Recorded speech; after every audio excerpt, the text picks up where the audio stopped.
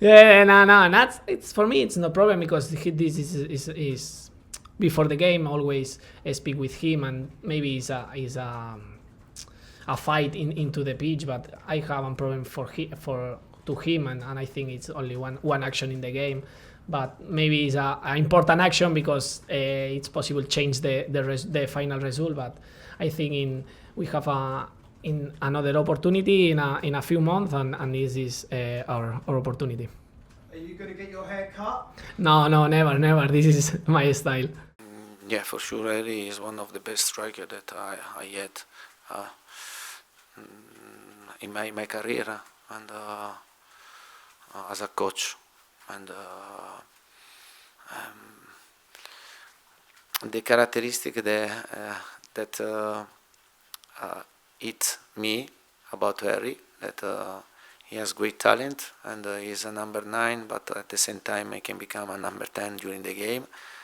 But what I love about him is the desire, the will to work, and to be a good example for his teammates. I think this I appreciate a lot. I love it to see a player, a top player, a world-class striker. To be a good example, because if you have this type of example, it's more simple for you to work with the rest of the players. We forget in these moments how good Brentford is. To be honest, it was that bad.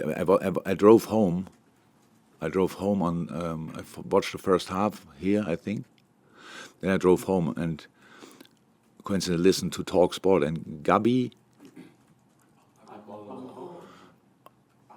I know. He lost against us 6-0 when my first year. I couldn't remember him as a mentality monster on the pitch, but what he said about United in that show, I was close to call in. And I was close to call in and tell him, you forgot completely that you have been a player. It's unbelievable. It was unbelievable. And if ex-players go already like this, then you can imagine how everything else is going. I'm very confident that we as a club and Bukayo, his family, his agent, everybody, we are very much aligned in what we want to achieve, and now it's about putting them on a piece of paper. Is there any urgency to get that done, obviously with a busy season of the World Cup this summer, or are you relaxed about the time? I would like that to get done because I don't want the player or anybody distracted while we are in the middle of the season. But those things take time, and they have to go through the right process, and I think the process has been really good. I can only say the owners want to win, and the fans, we want them behind the club, and I can understand sometimes, but I'm not that long in the club that I can see all the backgrounds, but we have to fight together, so we have to be unified and fight together. I don't know why he's in particular in focus after Saturday. It was the team performance and the whole team's attitude, including Ronaldo. Can you guarantee that he's going to be here on 2nd of September? He's in our plans, so that's what I can say.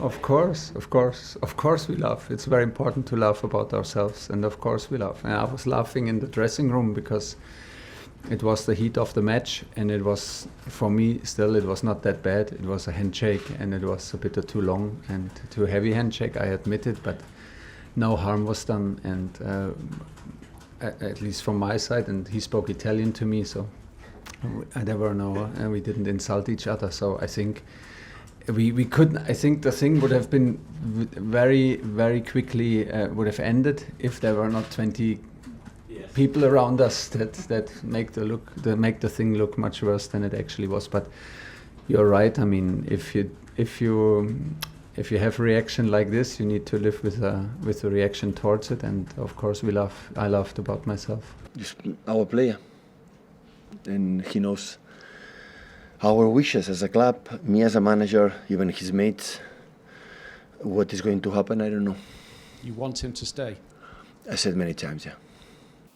No, listen, it's a challenge for any player, and I think for clubs around this time, you know, when the window's open and there's lots of speculation and lots of noise that goes on with it, and especially for a young player, you know, at 21 years of age, and all the speculation that has surrounded him and all the noise around him. So, and that's why we're here, to try and help him and educate him and deal with all these types of rumours and speculation that goes on. So, so yeah, but the focus is very much on the team and getting them ready for the weekend.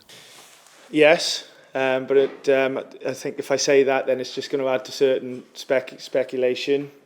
Yeah, no, there's certainly some areas that we want to strengthen in all of the lines throughout the pitch. But it's getting the right player and the right character that fits into our way of working.